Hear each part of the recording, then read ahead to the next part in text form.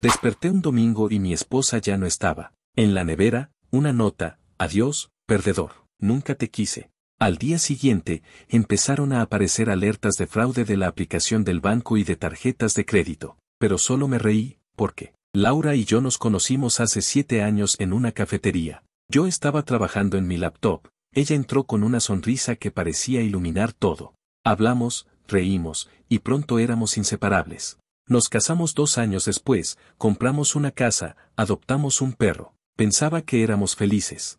Pero en el último año, Laura cambió. Empezó a obsesionarse con el gimnasio, siempre hablando de su entrenador, Diego. Yo lo veía como algo normal, la apoyaba, incluso pagué las sesiones. No vi las señales, sus salidas constantes, sus respuestas cortantes, las historias en redes donde Diego siempre estaba cerca. Creí que todo estaba bien. ¡Qué error! Ese domingo por la mañana, me desperté y Laura no estaba. La cama estaba vacía, la casa en silencio. Bajé a la cocina, pensando que tal vez estaba allí, pero solo encontré una nota en la nevera, pegada con un imán de corazón de un viaje que hicimos. Decía: adiós, perdedor, nunca te quise. Me quedé parado, con el papel en la mano, sintiendo que el mundo se caía. 7 años juntos, 5 casados, ¿y esto? Una nota así. Saqué mi teléfono y la llamé. Sorprendentemente, contestó. ¿Qué quieres?, dijo, su voz fría. Laura, ¿qué pasa? ¿Dónde estás? ¿Qué es esta nota?, pregunté, tratando de no gritar. Se acabó, Juan. No te soporto más. Me voy. No me busques. Y colgó. Intenté llamar de nuevo, pero ya estaba bloqueado. Sus redes sociales, borradas. Era como si hubiera desaparecido. Miró alrededor. Su ropa seguía en el armario, pero faltaban su cartera, sus llaves, su teléfono. Esto no era solo una pelea. Era algo planeado. El lunes, todo explotó. Estaba en la oficina cuando mi teléfono empezó a vibrar sin parar. Alertas del banco. Tarjetas de crédito. Miles de dólares gastados en hoteles caros, tiendas de lujo, boletos de avión. Llamé al banco, y me confirmaron que las cuentas estaban a mi nombre, pero yo no había hecho esos cargos. Me senté, aturdido, y entonces me reí. No porque fuera gracioso, sino porque lo entendí. Laura no solo me dejó. Me estaba robando. Y no estaba sola, soy analista financiero, sé seguir el rastro del dinero. Abrí mi laptop y revisé las transacciones. Eran obvios: un hotel en Miami, joyas, vuelos a Las Vegas. ¿Quién gasta así? Alguien que cree que no lo van a pillar. Y entonces pensé en Diego, el entrenador de Laura. Hace meses que ella estaba rara, siempre en el gimnasio, subiendo historias con él. Yo lo veía como algo sano, pero ahora todo encajaba. Diego, con su sonrisa perfecta y sus fotos de gimnasio. Diego, que estaba con mi esposa. Llamé a Marcos, mi mejor amigo. Es de esos que siempre tiene un plan, aunque a veces exagera. Le conté lo de la nota, la llamada y las alertas. Amigo, te la jugaron, dijo. Tu esposa está con ese tipo, y están gastando tu plata, pero vamos a darles una lección. ¿Cómo?, pregunté. Congela las cuentas. Rastrea todo. Si son tan idiotas como parece, van a meter la pata. Esa noche, Marcos vino a casa. Congelé las cuentas que pude y reporté el fraude al banco. También hablé con un abogado, Javier, que me recomendó mi hermana Clara. Clara estaba furiosa. Siempre supe que Laura era una víbora, dijo, trayendo comida para que no me hundiera. No respondí, pero sabía que tenía razón. Javier fue claro: documenta todo. Nada de emociones. Solo pruebas. Asentí, aunque por dentro quería gritar. No era solo el dinero. Era la traición. Esa llamada, su voz fría. Nunca te quise. Quería que Laura y Diego pagaran. Los días siguientes fueron una locura. Cada alerta del banco era una pista. Laura y Diego estaban en Las Vegas, gastando como si el dinero fuera infinito. Autos de lujo, suites en casinos, ropa cara. Pero eran descuidados. Laura no cerró sesión en nuestra cuenta de correo compartida, y ahí estaba todo: recibos, confirmaciones de vuelos, mensajes con Diego, cosas que me daban náuseas. No te preocupes, amor, el perdedor no va a notar nada, escribió él.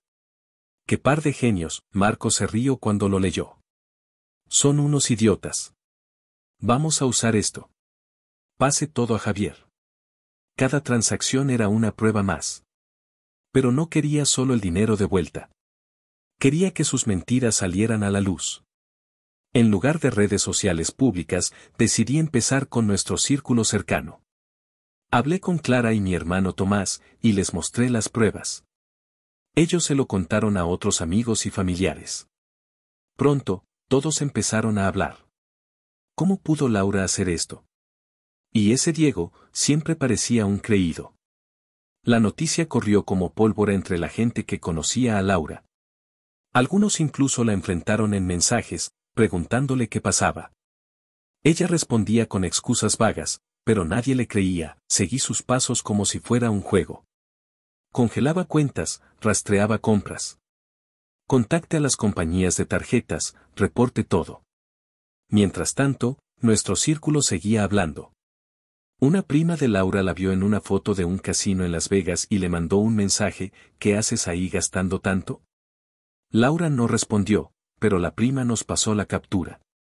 Sonreí. Estaban cayendo, mi familia fue clave.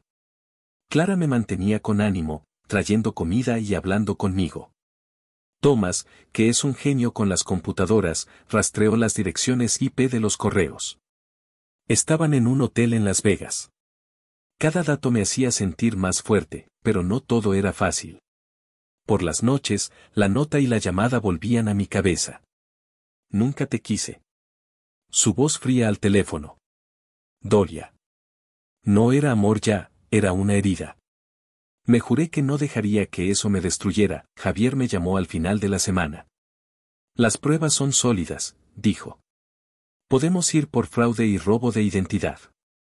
Si seguimos así, no solo recuperas el dinero. Van a la cárcel. Perfecto, dije, mirando la nota en la mesa. Que empiece el juego. Marcos y yo pasábamos las noches revisando correos y recibos. Laura no había cerrado sesión en nuestra cuenta compartida, y eso era un regalo. Encontramos de todo: reservas de hoteles de lujo, compras de ropa, incluso un correo donde Diego presumía de un reloj de $10,000 comprado con mi tarjeta. El idiota no va a notar nada, escribió. Me dieron ganas de reír. Qué equivocados estaban. Javier, el abogado, me mantenía en el camino correcto. Documenta todo, decía. Si quieres que paguen, necesitamos pruebas sólidas. Me dio una lista: transacciones, mensajes, cualquier cosa que probara que usaban mi identidad. Congelé todas las cuentas que pude, incluso una tarjeta de crédito secreta que Laura había abierto a mi nombre. También reporté el fraude al banco, que empezó a investigar. Cada paso me hacía sentir más fuerte. Mi hermano Tomás fue clave. El tipo es un genio con las computadoras y rastreó las direcciones IP de los correos de Laura. Confirmamos que estaban en un hotel en Las Vegas y encontramos un contrato de alquiler de un auto de lujo a nombre de Diego, pagado con mi tarjeta. Esto es fraude puro, dijo Javier cuando se lo mostré. Los tenemos. Mientras tanto, nuestro círculo cercano hacía su parte. Clara, mi hermana, se aseguró de que todos supieran la verdad. Hablo con amigos, primos, hasta con la mamá de Laura, que se puso furiosa. No la crié para esto, dijo, y le mandó un mensaje a Laura exigiendo explicaciones. Laura respondió con excusas, pero nadie le creyó. Incluso sus amigos más cercanos, como Pablo, empezaron a dudar de ella. Pablo me llamó una noche: no sabía que Laura era así, Juan. Lo siento. Le dije que no era su culpa, pero me alegraba que la máscara de Laura se cayera. Para meter presión, Marcos tuvo una idea brillante. Contactamos al hotel donde estaban Laura y Diego, fingiendo ser del banco. Pedimos que verificaran la tarjeta de la reserva, sabiendo que estaba bloqueada. El hotel intentó cobrar, no pudo, y les envió un aviso a Laura y Diego. En un correo que interceptamos, Diego escribió: ¿qué pasa con las tarjetas? Esto no pinta bien. Laura respondió: cálmate, ya lo resolveremos. Estaban nerviosos, y eso me encantaba. Luego, Tomás encontró algo jugoso. Diego tenía un historial de estafas. Había sido demandado años atrás por engañar a un cliente en otro gimnasio. Clara se lo contó a un amigo que trabajaba en el gimnasio de Diego, y pronto, los rumores corrieron. Clientes cancelaron sesiones con él, y el gimnasio empezó a investigarlo. Diego estaba perdiendo su reputación, y Laura no podía hacer nada para salvarlo. El golpe final antes del juicio vino por un error de ellos.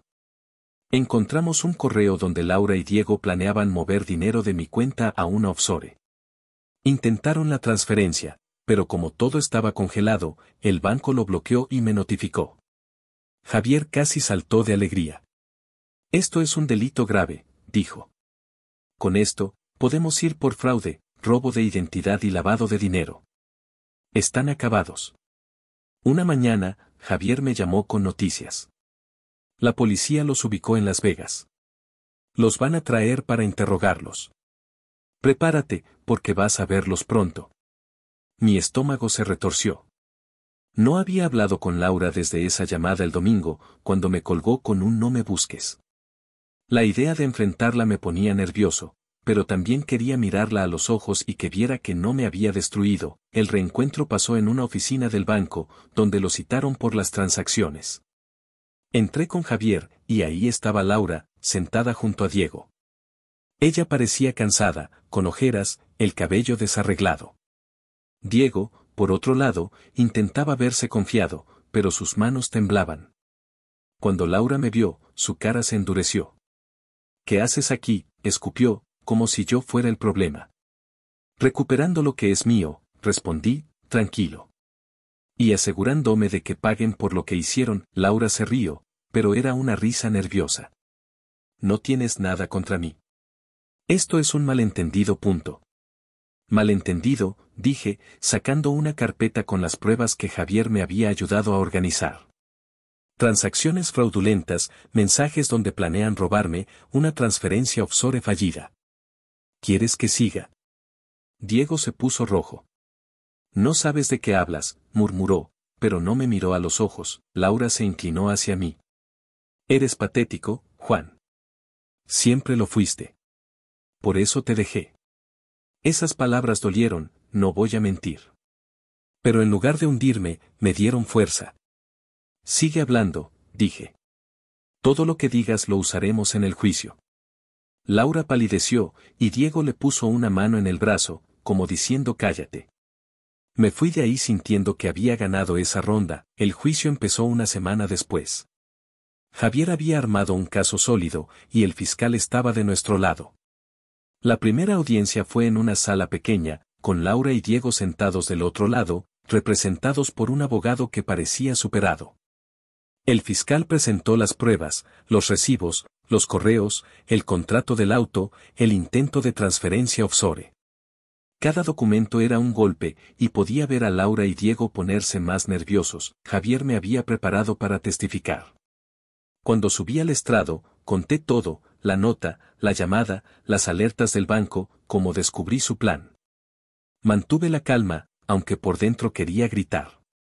El abogado de Laura intentó hacerme quedar como un esposo paranoico, pero Javier lo desarmó con preguntas que dejaron claro que Laura y Diego habían actuado con intención. Lo más satisfactorio fue ver a Laura intentar explicarse. Subió al estrado y dijo que todo era un error, que no sabía que las tarjetas eran mías. El fiscal la destrozó, mostrando los mensajes donde ella y Diego planeaban todo. Diego no fue mejor. Trató de echarle la culpa a Laura, diciendo que ella lo presionó. El juez no parecía impresionado. Después de la primera audiencia, Javier me dijo, esto pinta bien, pero no está terminado. Necesitamos mantener la presión.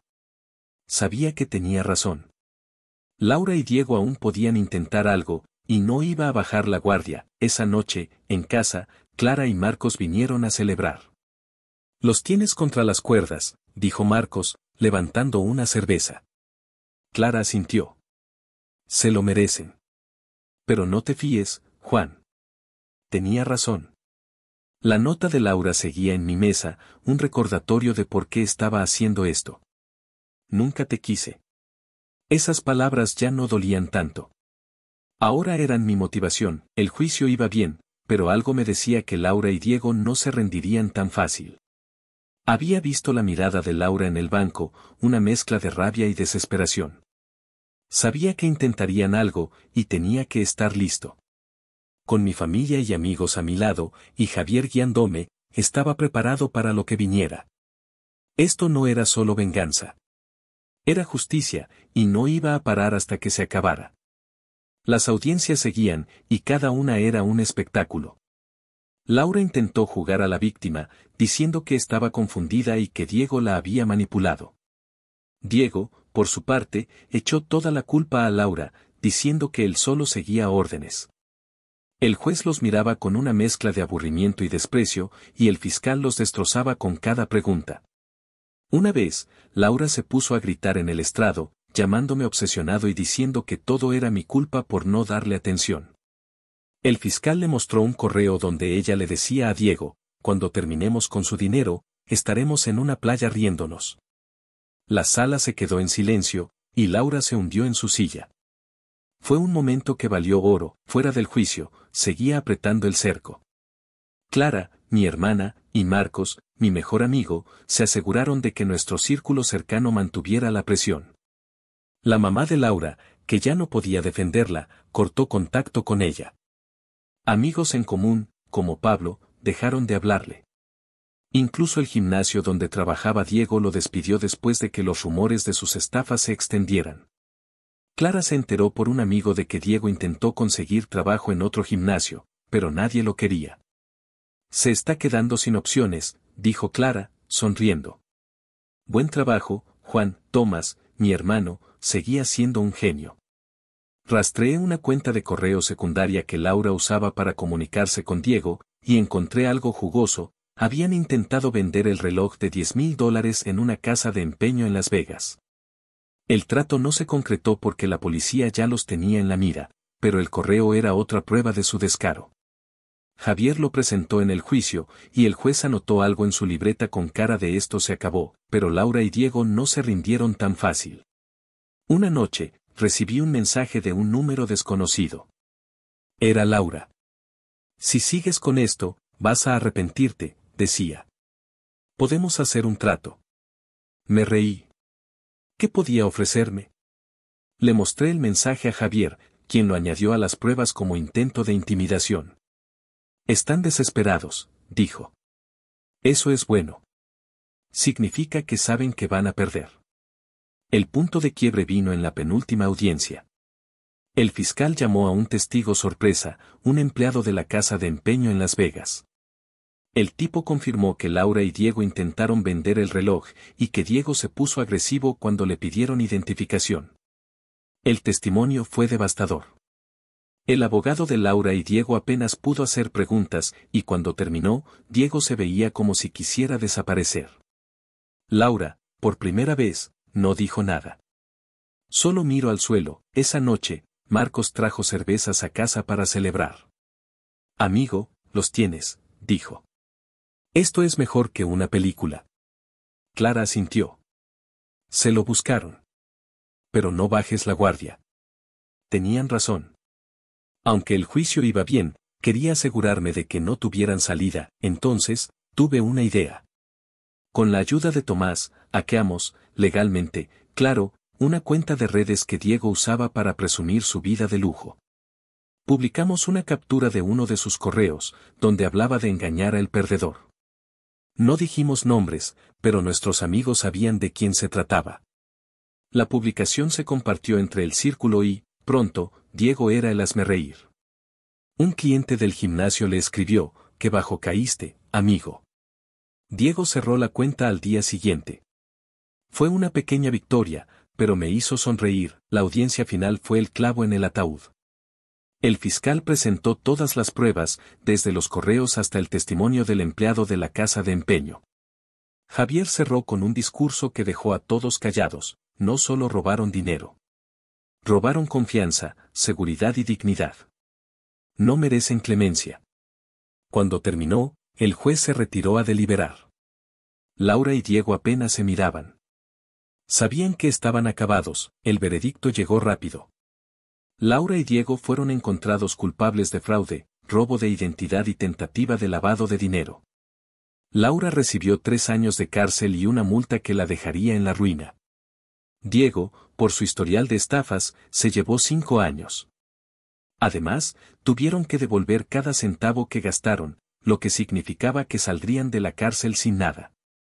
Cuando el juez terminó, Laura me miró desde el otro lado de la sala. No había odio en sus ojos, solo derrota. Me fui sin decir una palabra. Después del juicio, podía haberme quedado regodeándome, pero no quería eso. La nota de Laura, que aún tenía en la mesa, ya no me dolía. Era solo un pedazo de papel. Pero el dolor que me dejó, ese vacío, me dio una idea. Durante el juicio, había aprendido mucho sobre fraudes y cómo rastrearlos. Pensé en todas las personas que pasan por lo mismo, traicionadas, robadas, humilladas. Quería ayudarlas, con el dinero que recupere, y con la ayuda de Marcos y Tomás, empecé una pequeña empresa. La llamé Escudo, y nuestro objetivo era simple, proteger a la gente de fraudes como el que me hizo Laura. Ofrecemos servicios de monitoreo de cuentas, asesoría legal y educación sobre seguridad financiera. Contraté a un par de expertos, incluyendo a un amigo de Tomás que sabía de ciberseguridad.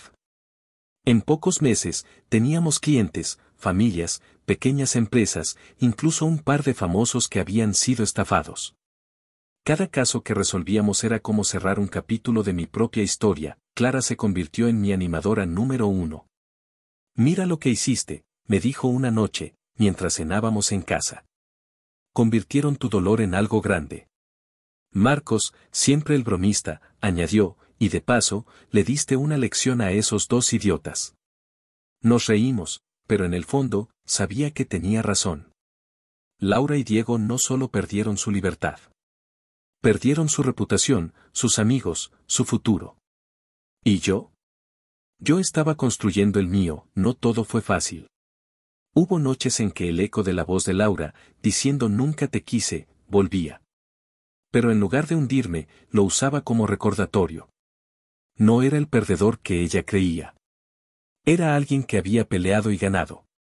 Rehice mi vida, poco a poco. Empecé a salir con amigos otra vez, me uní a un grupo de ciclismo e incluso adopté otro perro, un labrador torpe que llenaba la casa de alegría. Un día, meses después, recibí una carta de Laura desde la cárcel. Era una disculpa, o al menos lo intentaba. Decía que estaba arrepentida, que Diego la había arrastrado. No sentí nada al leerla. La rompí y la tiré. No necesitaba sus palabras. Ya había cerrado ese capítulo. Ahora, mientras escribo esto, estoy en mi oficina en Escudo. Tenemos un nuevo caso, una mujer cuya pareja la engañó con un esquema parecido al de Laura. La estoy ayudando a recuperar su dinero y su confianza. Cada vez que ayudo a alguien, siento que le doy sentido a lo que pase. Laura y Diego pensaban que me habían destruido, pero hicieron lo opuesto. Me dieron un propósito.